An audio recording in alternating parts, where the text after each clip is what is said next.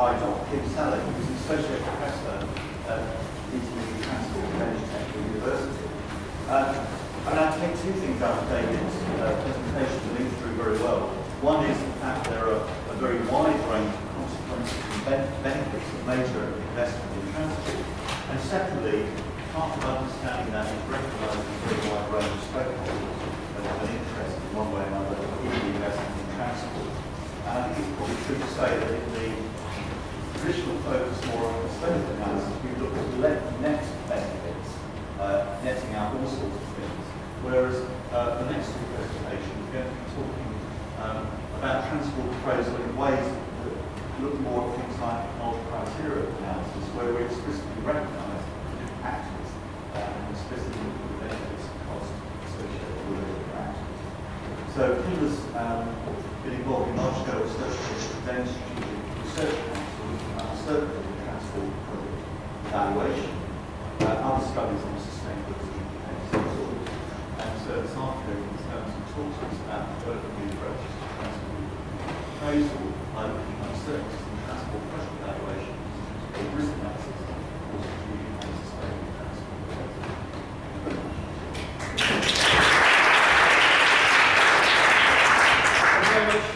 I'm actually filling in for one of my professors, Stephen Lerner, and he likes long titles. So that is why I started out with this.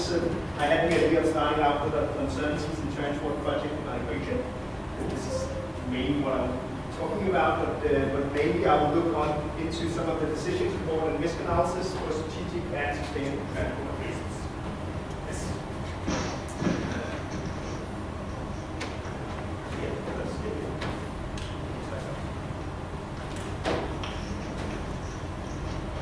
Is it okay? That's right. Good. Well, I have two background slides. The first one is looking into the work with uncertainties, and that covers what we've been talking about a lot during the last couple of decades almost. It's revolving around the cost overrun and benefit shortfalls, and the major problems we have in doing that. We actually went so far in Denmark that we in 2007 introduced a new construction law, which actually means that every time we do a road or rail project in Denmark, we add a contingency of 30% to our investment, or the original investment budget that we had, which means that we just increase our level of budget with 30%. And this stems from some of the works that, for instance, Fruberg and others have been doing this kind of work. What then happened was that we started out in 2009 with a project from the Danish Research Council called Unite. This is looking into these two topics, but actually also trying to dig a paddle deeper, trying to build up some sort of decision support model or tool that can go and help our politicians and decision makers in performing transport appraisal in Denmark. I should perhaps say that we in Denmark, we have a huge or a massive policy against all that's covering multi-criteria decision analysis, all non-monetary impacts, strategic impacts. Our main Ministry of Transport actually states that all dynamic effects should be left out any sort of evaluation in Denmark. So you can see we're kind of against some sort of scheme there at the moment. I'll come back to some of those issues later on. So we have, as you know, huge uncertainties in cost and demand. Taking a picture over here from the Eurovision Song Contest in Copenhagen 2014. Very nice event, I think. It had a budget of 34 million kroner and ended out with an overrun of 77 million Danish kroner. It actually meant that a lot of people lost their jobs and so on. But as you can see, we are still facing all these obstacles, figuring out how can we actually have reliable costs and so on. So basically what I want to do is that I want to provide some sort of decision support to public authorities. The second piece is that we are working a lot on sustainability. This is basically all done in Western Europe, I guess. We started out a large research project called Sustain, which actually tries to build up again a national sustainable framework for how to include metrics, indicators, sustainability. How can we actually take these different types of non-quantifiable criteria into account? So this is basically what we want to do. And I guess many of you know how we can divide this into the 3 different pillars of social, environmental, and economic sustainability. What we try to do is that we try to take a nested approach, which means that we try to take out the environment in the outer box, and we have the social and the economic in the sense that we come back to that later as well. So this is what we want to do. We want to do cost-benefit analysis because this is what we've been trained to do in Denmark anyway. But we want to add something new. We want to add some of these sustainability criteria, and we want to do it in the word of multi-criteria decision analysis. So we want to seek out the possibility of getting into the politicians' mindset somehow. So this is the model, and this is also the outline for the presentation. What I will be covering today is not the full scheme, of course. I will look on the deterministic part over here. The main idea is that this type of model should be able to comprehend both the transport assessment schemes that you need to do, which means that you can click on or click off some different modules if you want to do that. So I have the WebTAG over here, which is deterministic calculations. This is basically revolving around the cost-benefit analysis and the multi-criteria decision analysis, which are over here. I will go through this module today. Then I will talk a little bit about some of the stochastic calculations.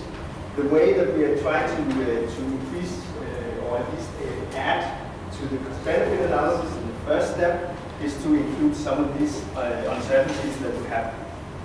So we built up a large database, the Unite project database, which contains all the different, or at least I think we have 250 projects now, which includes the inaccuracies in construction cost estimates and inaccuracies in demand forecast.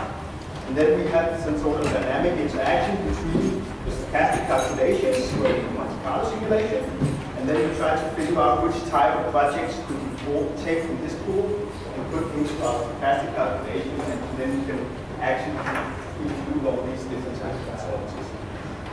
This is what I want to talk to you about today. We call it some sort of flexible and adaptive decision support model, which means that it's obviously project dependent, which means that if we have a real project, then we have to dig into the database and find all the different types of real projects that we have there, find out what kind of inaccuracies we can benchmark in this database, and then we can put it into our model, and then we can rerun any fixed model. This is what I want to talk to you about. Good. So the first step is that we want to do cost-benefit analysis. I don't want to go into details about that because I guess that many of you already know how to do that. Basically, what we have is that we have some unit prices. They have been eschewed fixed or certain, so we don't do anything about those. Then we have the 2 different type of entries. We have the demand forecast, which at least for most of the time lays the foundation for the travel time savings, which is short term. Okay. And then we have the construction cost estimates. They go into a module where we do the reference cost forecasting. We do feasibility risk assessment, and then we end out with a sort of feasibility curve for our benefit cost ratios, net present value, and so on and so forth. And then we have the non-monetary impacts, which covers the strategic and dynamic and sustainable effects, and they go into the multi-criteria decision analysis, and then we can do our model run. So this is basically what we want to do in the CBA module. We want to comprehend both the monetary and the non-monetary impacts in the same module. Good. I think I'll skip this one relatively fast. This is just to show that we built some, or most of our work has been built on some of the work that they do in Norway, where they are pretty advanced in the way that they try to comprehend or at least do evidence-based ex-post evaluation. So they are always, every time they have a road project, they go in and benchmark pretty much every impact that that are revealed in the project. So they can go in and figure out how much were the actual time savings, how much did the cost of the overrun, how did the actual project go, and so on and so forth. So this is somehow comprising how they do in Norway. What we do in Denmark is that we want to do some sort of assessment scheme that is built up in this 6-stage operation. We do some pre-screening, then we do an environmental impact assessment over here. And this is where we start out with some of the financial analysis, some of the socioeconomic analysis as well. What actually sometimes happens is that our politicians, they have a bypass button, so they can jump against these steps here, and then they can go to the construction stage. So if they find a project that they really like, somehow then they actually bypass a lot of these pre-impact assessment schemes that we actually want to do, and which are really relevant for us as scientists and so on to go into how it actually goes on. So this is how we do it in Denmark, at least currently, and basically then we have a construction phase and an operation phase. The second part is that we have just to show you briefly how the construction of the Danish system are. We have a Ministry of Finance up here who pretty much lays down all the different lines on how they want to see the different ministries acting.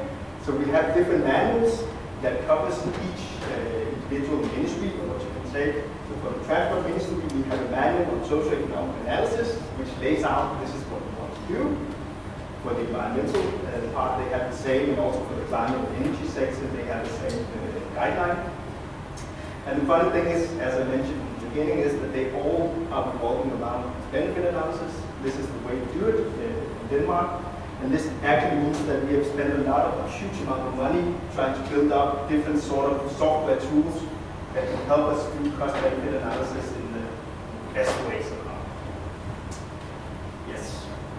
This is just briefly to show you the stochastic calculation. I will not go into details about that. This is the reference class forecast module. And as I said, we work a lot with Monte Carlo simulation and quantitative risk analysis.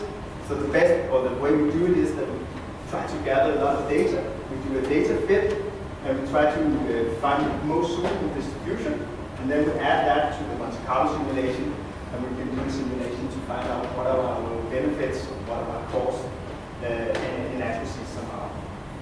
The new research we're trying to dig into is, can we actually do something about the non-monetary impacts, the strategic impacts? Can we do Monte Carlo simulation in a context of multi-material decision analysis?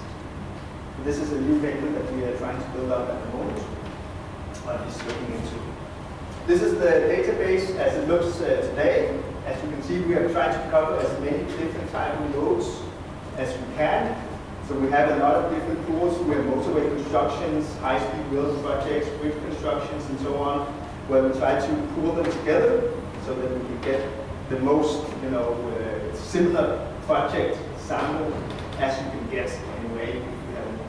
This is basically what we want to do. We have a benchmark of all these different projects in the same database, and this is a way to put it into our cost-benefit analysis.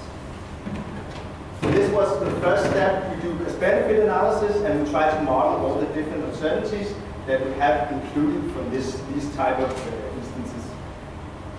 The second step is that we want to introduce non-monetary impacts. So basically, the purpose is, of course, that we want to take it a step further ahead, look at the non-monetary impacts, and they're basically revolving on sustainability criteria, or metrics anyway. I'll come back to those later.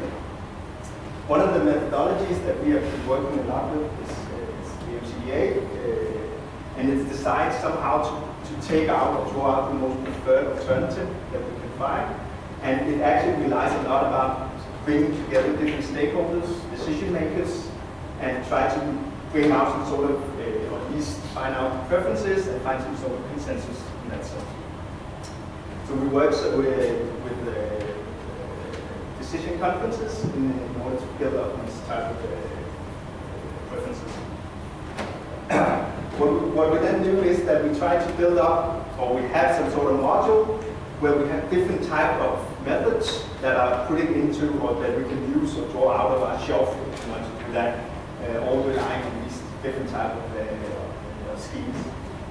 So basically we do direct rating, and then we have the two different type of methods. We have the SMART, simple multi-attribute rating technique, and then we have the HB, which I guess pretty much everybody knows, where we have a 9-point intensity scale, and we do pairwise comparisons in order to arrive at some sort of preference.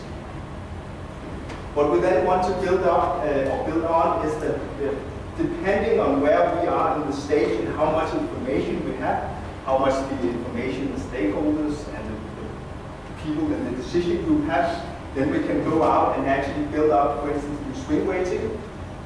We can do smarter, where we try to rank over some of the criteria. We have a Rembrandt or additive HP, or multiplicative HP in Rembrandt, and then we have the additive, which is the original HP.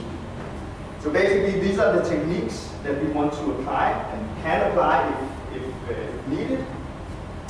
So the way we do it is that we put all the different techniques in some sort of toolbox, and we have adopted a basic user mode or an expert user mode, depending again on how much information they have or what you can say. So what we want to do is, of course, that we want to have some sort of idea on how much information can we actually pull out of the different stakeholders, decision makers in the end. Because it wouldn't help us if we have a relatively low level of knowledge people in the same room and we try to build up some sort of swing weighting scheme and so on. Then it would be easier just to have additive HP where we try to compare us comparisons. You can even do smarter technique where we try to make them rank order some of the criteria. And then they can go in and figure out, well, what rank should we have on this criteria, and then we have some rank order distribution weights to put on. I think it will get a bit more easy to understand when we come to an example. So this is basically the examination process in the framework model. We have divided it into 5 steps, and as I said, we have the cost-benefit analysis and the feasibility risk analysis over here. The first step is somehow to introduce the concepts and techniques to the ones in the decision conference or the planning workshop. This is where all the participants are drawn in together. It should, of course, be said that before the step 1, step 0 is really important, where we try to figure out what kind of decision makers and stakeholders should actually go into this process. Then we want to identify the relevant impacts and criteria.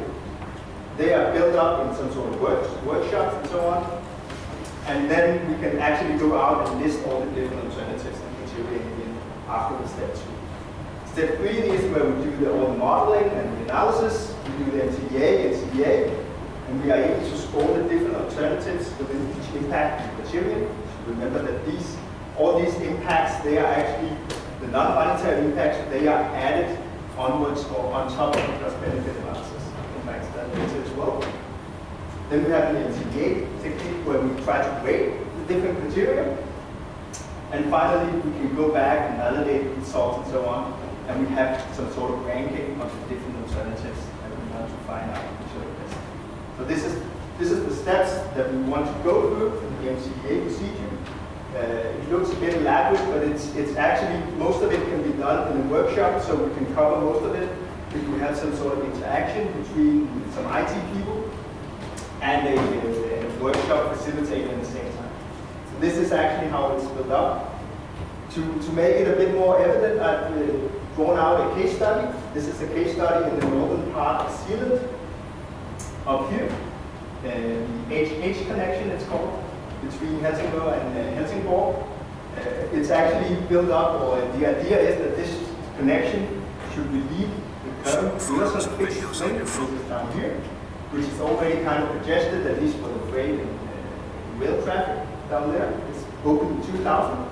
So now we want to build up a new connection up here, which is really expensive. It's really relevant again because we're now looking on the new Greenland fixed link project as well, which means that it will actually draw a lot more freight transport through the Stevens here than we originally anticipated when we constructed the Øresund fixed link. So this is why it's been brought up again. If I have the time, I'll also give you a brief talk about another case study in Roskilde Fjord, where we also did some of the same work.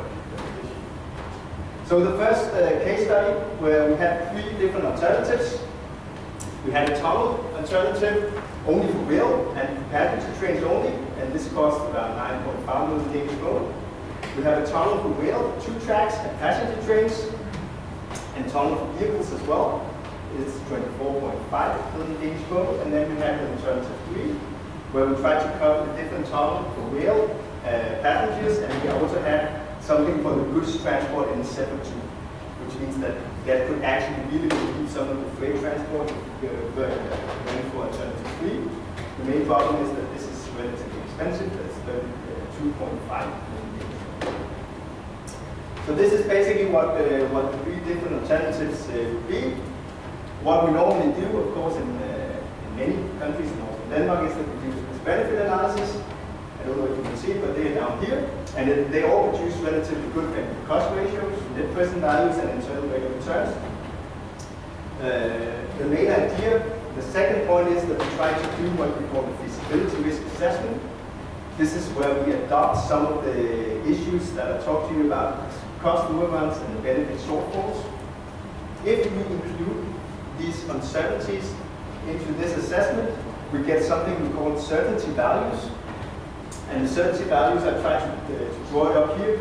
It actually means that instead of having point estimate for the benefit cost ratios, we get probabilities or certainties of occurrence, which means that you can see here that if you go in and report, for instance, 80% probability of a benefit cost ratio of 1.0, and it just drops down, as you can see, the higher you get, the higher benefit cost ratio you get, the lower certainty you get also. So this means that if you include the uncertainties for the cost overrun and for the benefit shortfalls, then you will get these certainty values, which means that if you started out, for instance, with alternative 2, you started out with a benefit cost ratio of 2.4, it actually means that you would only get a feasible project in 80% of the cases for alternative 1 or low 2. And it also means that if you had the 2.4 in the benefit cost ratio that is around here, this means that you will get 30% chance of hitting the target of 2.4 in the benefit cost ratio. So it's really uncertain that you will actually get that result in here. Yes. But if we move on and look on the criteria for the multi-criteria decision analysis, we have identified 6 different criteria. We have the first one, criteria 1, which is basically the certainty values over here. They go into the multi-criteria analysis as a separate criteria. But then we have 5 other different criteria that we could add to this project.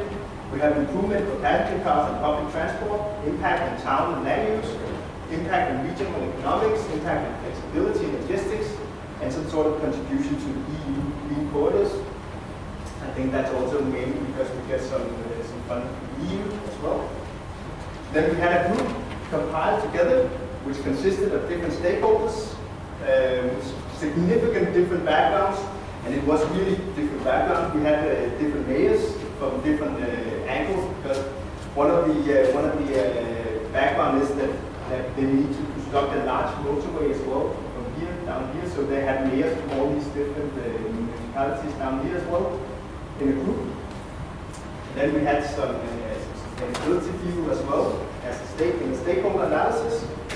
They were put into the basic user mode, or what you can say. So what we did was that we did WebTAG or multiplicative AHP, so we did pairwise comparisons, and then we tried to make them rank order the different criteria, so we could add some rank order distribution weights as well.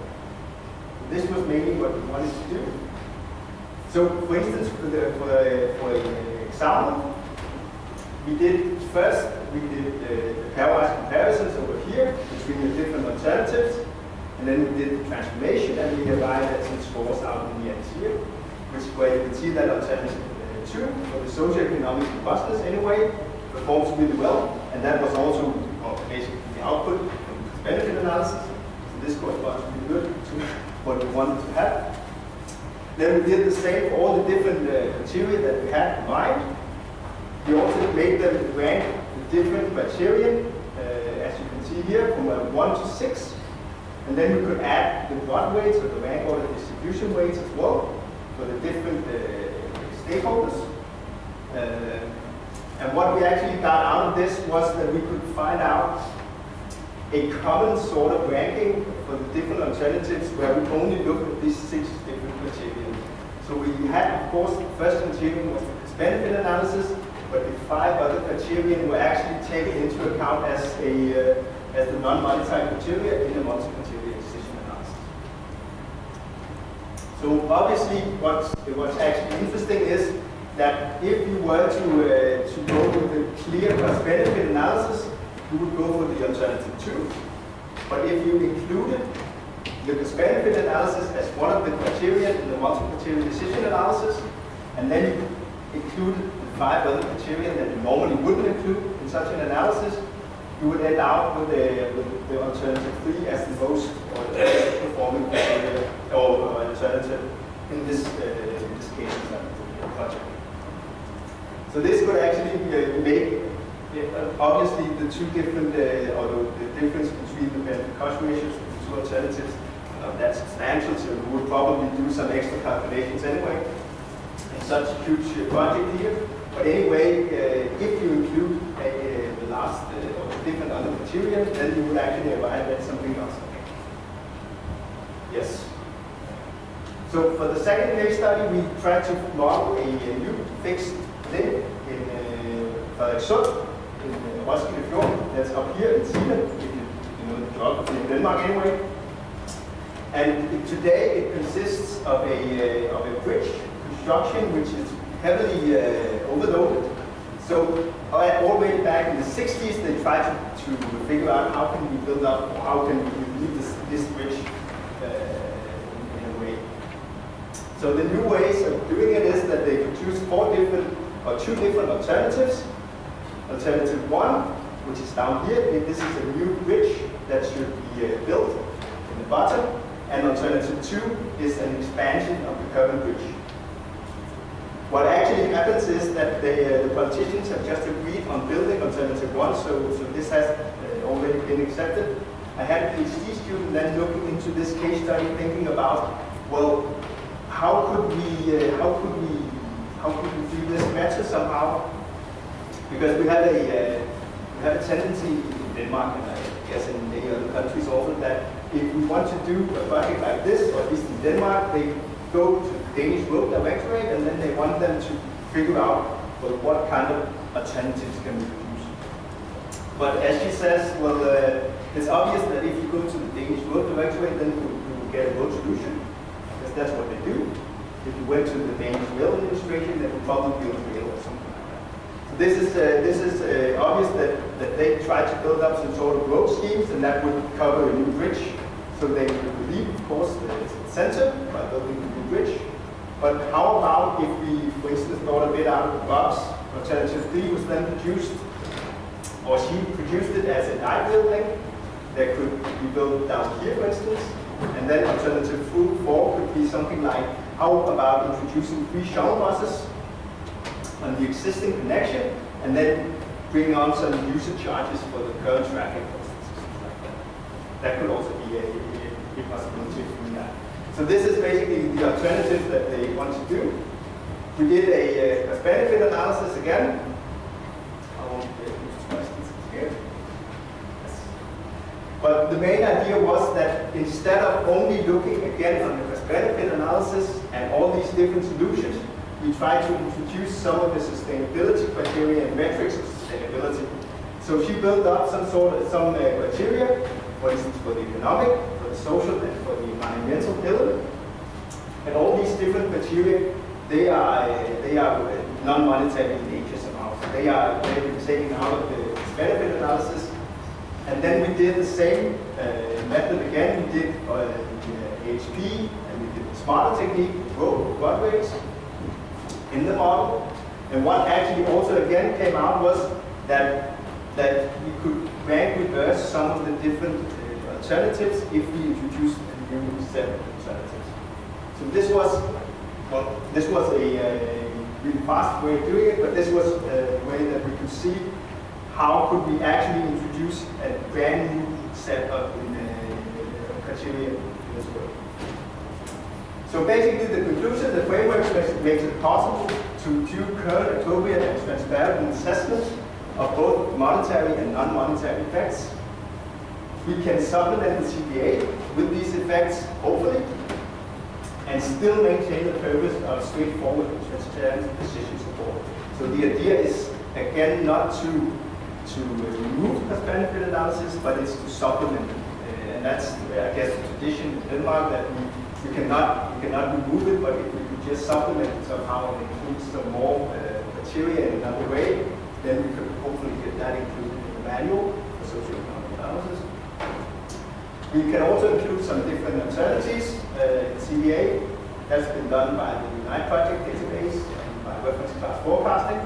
And then finally, we can include stakeholders alongside with the decision makers so we can provide customized decision support.